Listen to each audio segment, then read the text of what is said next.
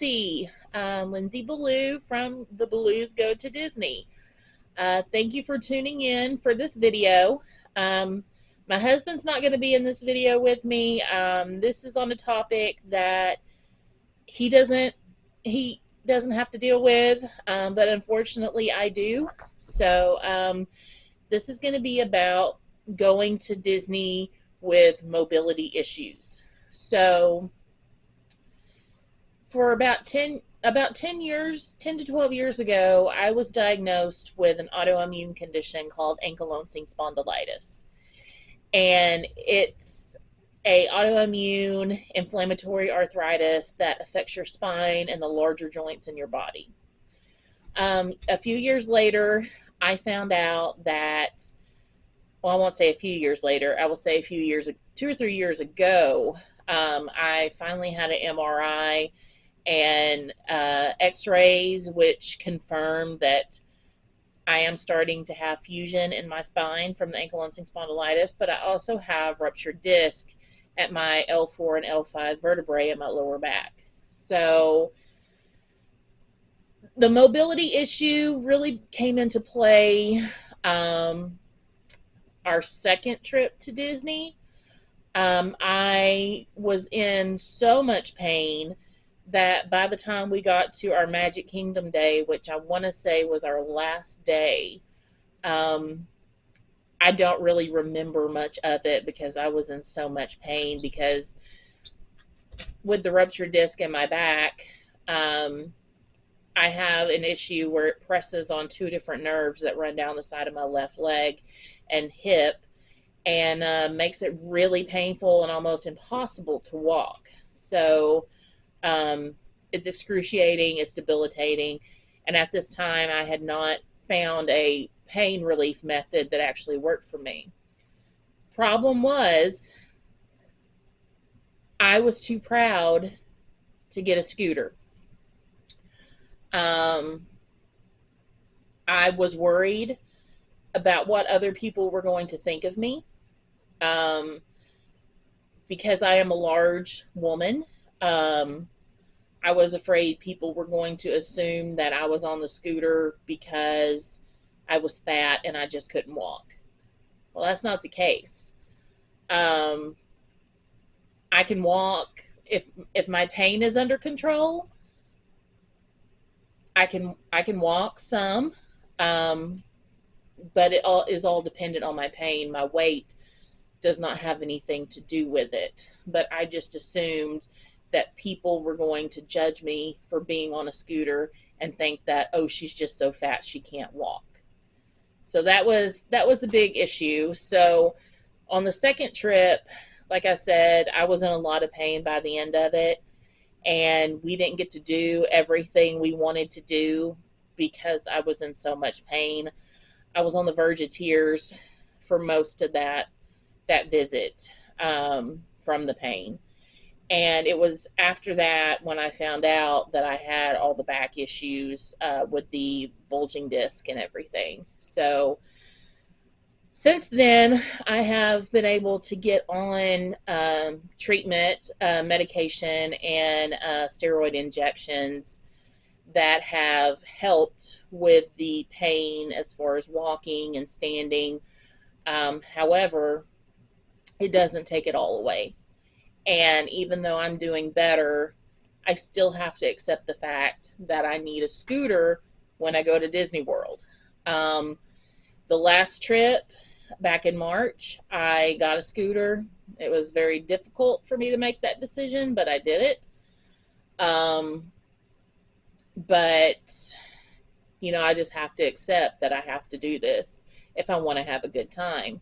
And I have to put aside what I think people's judgments are going to be, because people are going to judge you no matter what. There's going to be something that someone's going to point out about you. Um, and my husband has been very supportive through it all and encouraging that I take care of myself so we can have a good time while we're there, because we're paying a lot of money to be there. I need to have a good time while I'm there. So I got a scooter this past trip, and I had a much better time. Um, You eventually get past some of the worrying about the judgment. Still there a little bit, but yeah, it was a much better, more enjoyable experience. And if I felt like I could get up and move around for a little bit, I could park the scooter and then come back to it. If I needed to be on the scooter, if something was flared up, um, if I was in a pain flare or something going on with the nerves in my leg, I could be on the scooter more frequently. But it was just I have something to get me through this so I can have a good time. So that's a little bit of my story and why I have to get a scooter. And of course, here I am justifying to all of you, this is why I have to get a scooter. That's not something that you should have to do, but when you have mobility issues and your illness is an invisible illness, as they say, you feel the need to justify. But I'm here to tell you that even though you're going to feel that need to justify, you have no judgment from me because I totally get it. So if you are going to Disney with mobility issues, there are scooter rentals at Disney World at the parks, which is what I do because um, I'm I've been able to make it from the hotel room to the transportation without needing the scooter, or from the park, even though it's difficult, leaving the park and going to the transportation to go back to the hotel. And we stay on property. So, one of the tips that I can give you is if you stay on a property and you're just waiting till you get to the parks to get a scooter, then you can ask for a room that is closest to the transportation. We've stayed at All Star Movies, and we've stayed at um, Pop Century, and in both of those cases, we were able to get rooms, the preferred rooms. At All Star Movies, we did not have a preferred room, so I had to walk a little bit on that one. That was a little difficult. But at Pop Century, we asked for near the Skyliner and got a preferred room. And it makes a big difference because it was not that bad of a walk at all to get from the Pop Century room over to the Skyliner. So if you're able to walk some, but you still have a little bit of an issue, um, when you go to try to get to transportation, just ask for the closest room or ask for the closest building to wherever that transportation or whatever amenity that you're needing. Put in the request that it be closest to what you need. Um, if you have more severe mobility issues, there are actually businesses in the Orlando area that will rent you a scooter for your entire stay, and they will deliver it to your hotel, and Bellhop will have it waiting for you when you get there. I had looked into this at one time. Um, I want to say it was about, I don't know, I think it was about $300 for an entire week, like an entire stay, but you can check that out. I don't happen to have the names of those scooter rentals on there, but if you just Google scooter rentals or ECV rentals in Orlando or ECV rentals for Disney, you can probably find some. I want to say one of them was Scooter Bug, but I could be wrong. But anyway, you can look into those, and that way you have a scooter to get you from point A to point B at the hotel, in addition to being at the parks. So that's the first tip. Um, Ask for a close location to transportation. If you don't rent a scooter for the entire stay, or two, rent a scooter for the entire stay, and then you have it for the whole time. The next thing about renting a scooter at Disney is they are limited quantity. So when you get to the parks, there's only a limited number of these scooters that you can rent. But on the upside, when you rent a scooter, you can reserve it for the entire day. So even if you go back to your hotel midday, you can still have them hold that scooter for when you come back later in the evening. They will totally do that. I believe they said they hold them till 7 p.m. in the evenings. So if you're not back into the park by 7 p.m., then you lose your reservation.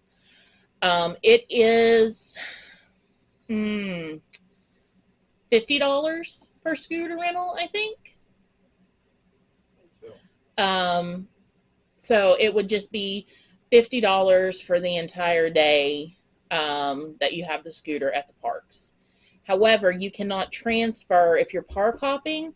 I don't think you can transfer one park scooter rental over to the next park. I think it's park by park, if my understanding is correct. You double check me on that. Maybe I should have been more prepared. Who knows? Um, anyway, so that's the other thing you can do. And I will say that because it is limited quantity, this is tip number 2 or 3, whichever one we're on now. Um, get there early. Um, you know, we are proponents of doing rope drop anyway, but get there early and be one of the first people in line so you can get in there and get your scooter before they get taken. I am totally not a little anxious, I'm a lot anxious.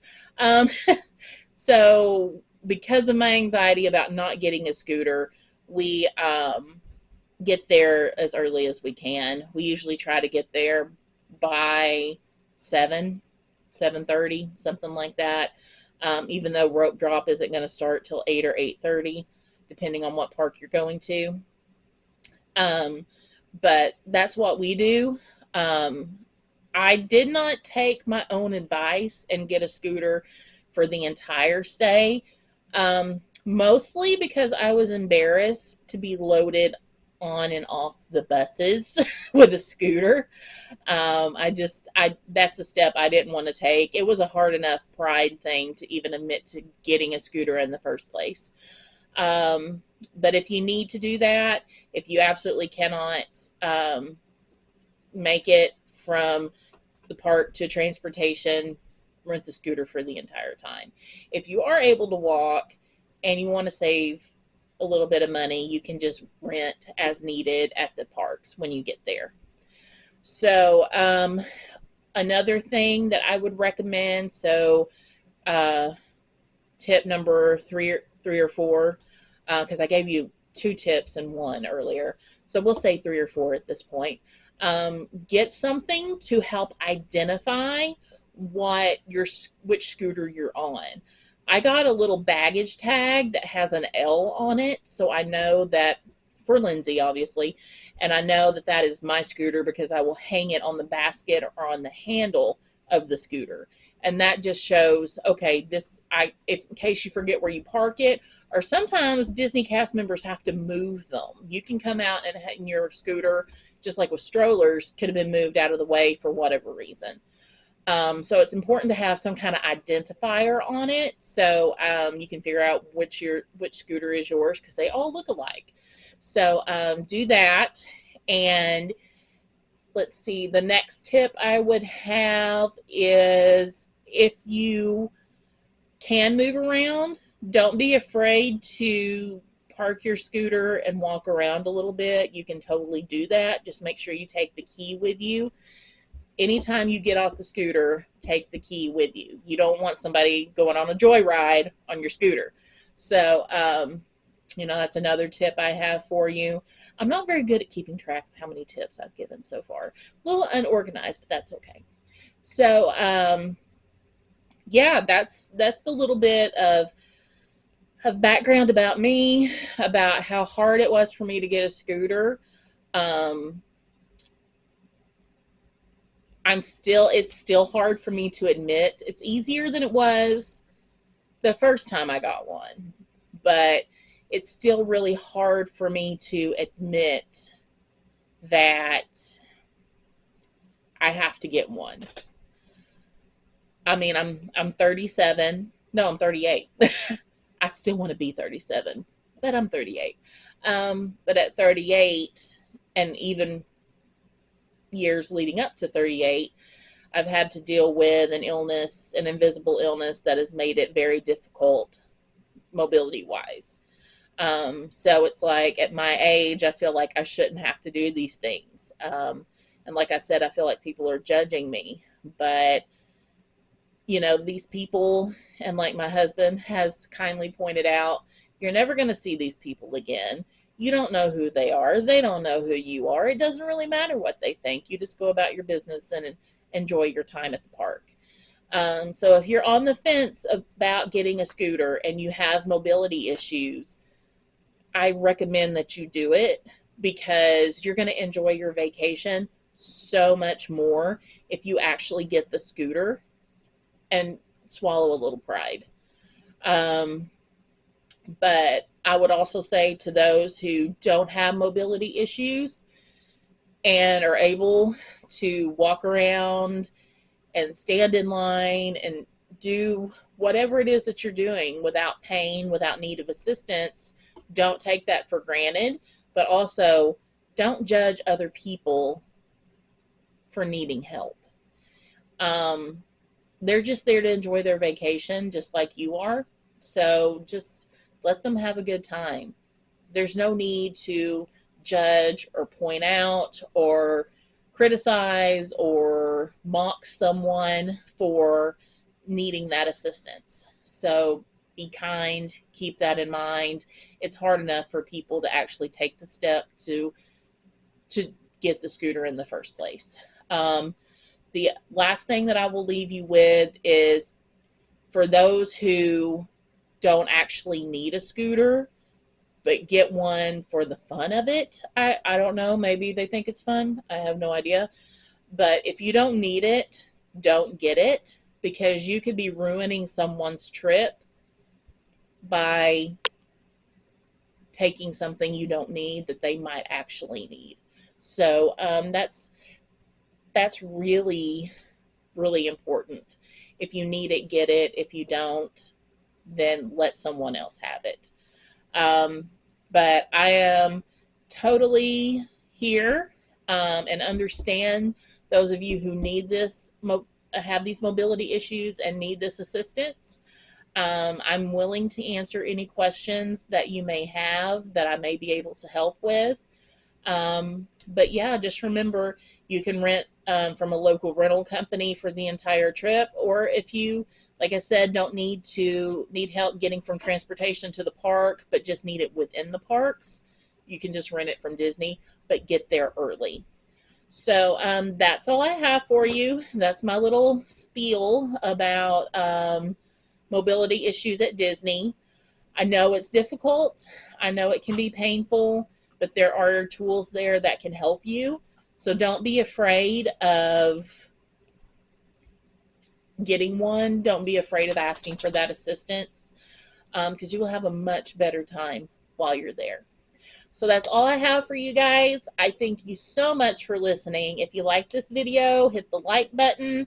Please subscribe to our channel. We're a little goofy at times, but we have some fun videos in mind. We'll take you along as we prepare for Disney, give you some tips and tricks, just like with the mobility issue video here, give you some tips and tricks on how to make the best of your vacation and how to have a good time. And then when we actually go again next March 2025, over spring break, we'll have more footage. We'll take you guys along and you'll actually see me on a scooter. So yeah, just remember, be kind to those that need that assistance. Don't judge because you don't walk in their shoes. And illnesses can be invisible, so you never know. So anyway, thanks guys for watching. We'll catch you later. Bye.